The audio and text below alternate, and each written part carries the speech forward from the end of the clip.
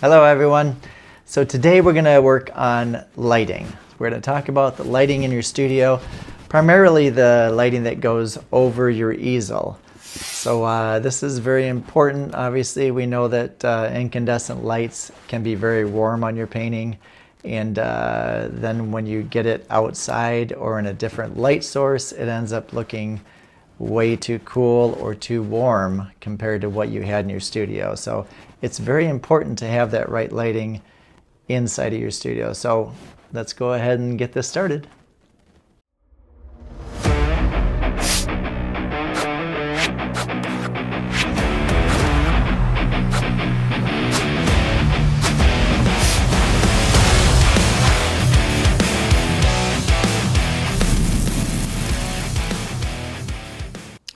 Okay, so as far as lights go, I have all these lights set up here, and I wanted to go over the basics on it first of all. An incandescent light is just this type of light. So if you see that little fine thread up here, that's the old-fashioned kind that used to burn to where, you know, it heats up that wire and then it brightens up. So, and then that pops and burns out. But then they came up with the LEDs, which are actually pretty good as far as the clarity and so on. There's also LEDs that have the clear base. I'll open this one up. They just have the clear, I'll put it on this side. So instead of that wire, they have the LED, those little yellow lines. And these last a lot longer. They don't flicker, unlike the CFL. So this type, the CFL, is actually, they're kind of like the fluorescent tubes that you see in the ceiling, the long sticks. And the problem with these is they do flicker. You don't really see them flicker, but they're flickering, and so that can tend to wear you down or cause you to be fatigued. So you don't really want these in the studio for that reason, as well as if you're recording a video of any kind, especially if you go slow motion, you're going to see the lights kind of flicker or strobe like. Then you have the floods. So these are kind of the ones that we see mostly on paintings. The PARs, this particular one is a spotlight. So it's just a clear magnifying smooth surface on the point of it. And then a flood would be the same thing, except up close you can kind of see how it's got all those diamonds inside to disperse the light in different directions, so it pans out to a wider area.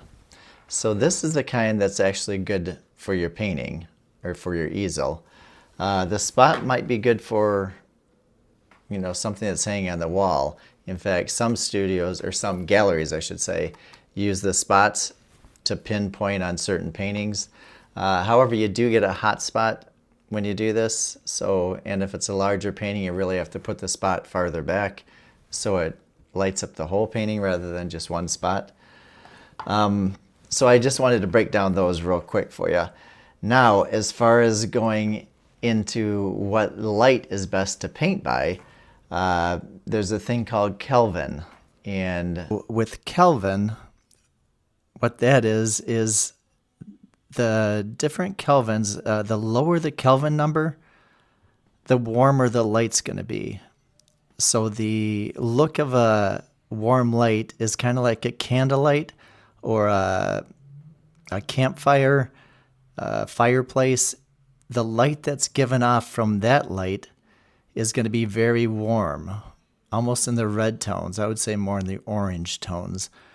But so 1.850 kelvins would be like that.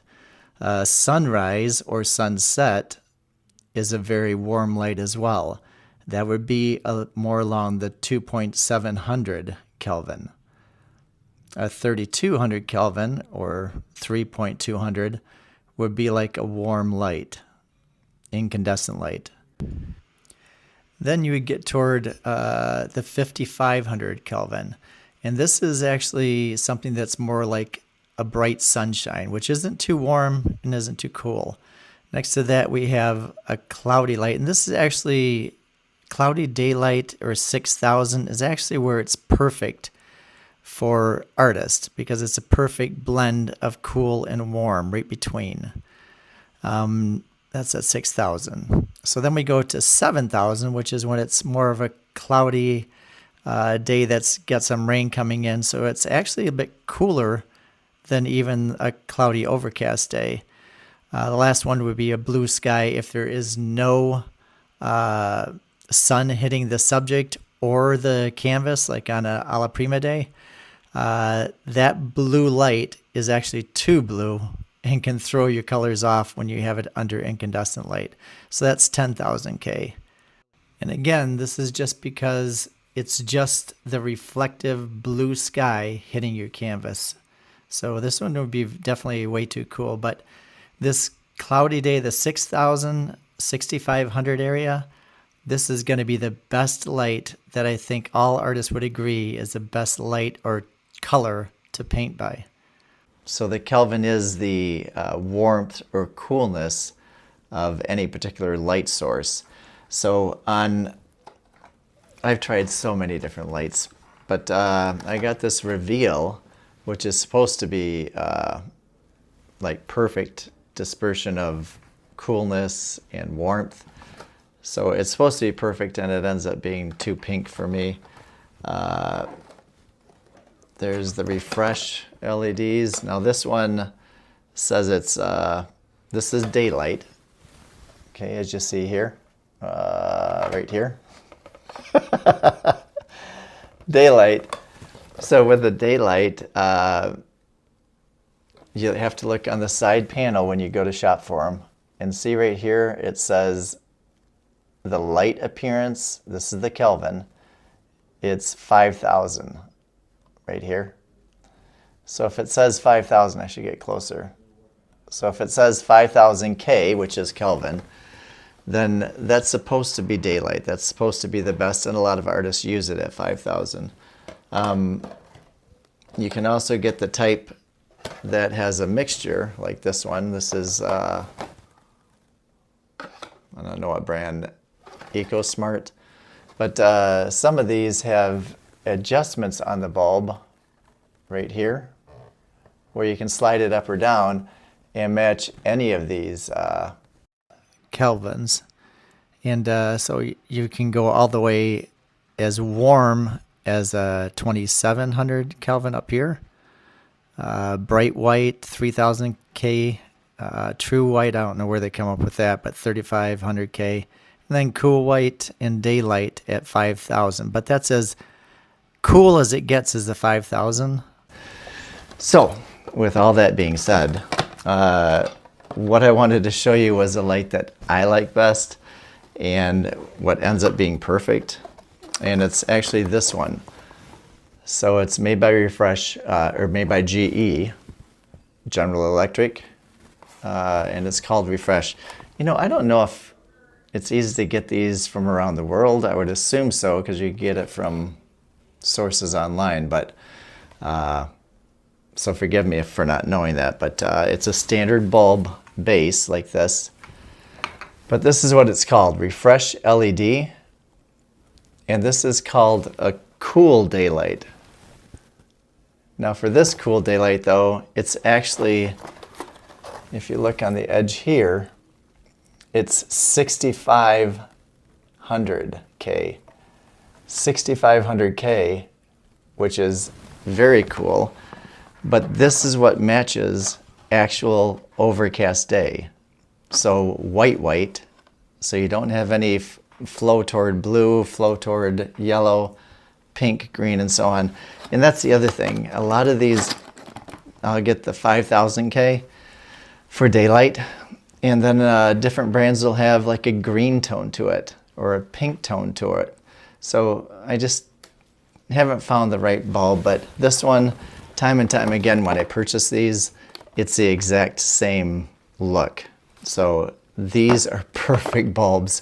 And this I just have 60 watts, as you see here. So they're not, I keep going on the wrong side because I'm looking at my monitor. It's 60 watt, so not a lot of electricity. And And this is just because it's LED, it's even less than that, but it's comparable to a 60-watt light bulb.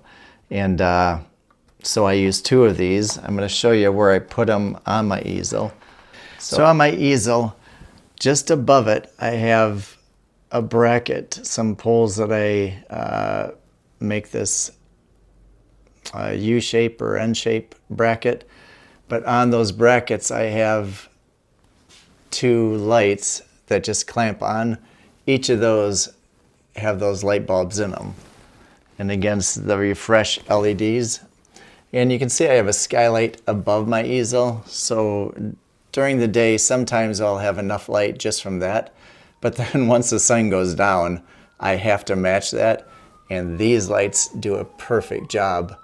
So any way that you can pull the lights out away from the easel so they have an angle down to hitting it so you don't get reflection on your painting, but get a good light amount. And I have 2 because with 2 of them like that, you can have it brighten up both sides.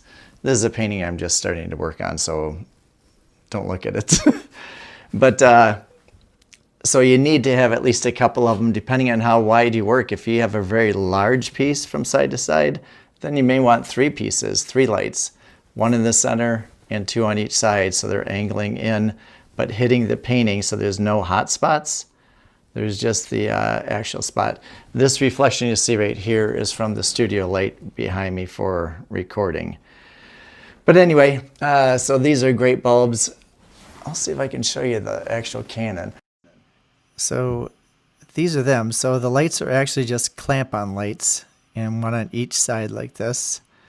And then I have these poles that are put on, can be pulled out or pushed in. And up there is actually the receptacle I have to plug the lights in. And then it's hardwired down to this dimmer switch. That way I can lower the light level so it's a dimmer light for better value capturing. Like I mentioned this in the value video that I have, or the value episode. It's easier to see values with a lower light. And then I can turn it up to see better for details as well as color. So that works out perfect with that scenario. But these are the lights, and I spent so much money on light bulbs. So hopefully this is where I can help you out so you don't have to spend as much time and money on these light bulbs before you finally find the right one. So this is it. Refresh LED. Definitely check them out. All right, so hopefully you enjoyed that. Hopefully you got something from that. Not a big episode, but an important one all the same. So if you got something out of it, please hit the like button and definitely subscribe. And hopefully I see you guys real soon with another video. I'll try to figure out something else that could help you guys out. Actually put something in the comments of what you'd like to see or what you'd like to get my opinion on as far as that goes. Okay, sorry this wasn't a super done up video. You know, there's so many videos out there that I don't know how long these people spend on creating these videos or doing this photo editing, video editing. This is a pain in the butt. But I guess it's a personal thing. Anyway, I'll see you guys soon. Have a good one. God bless.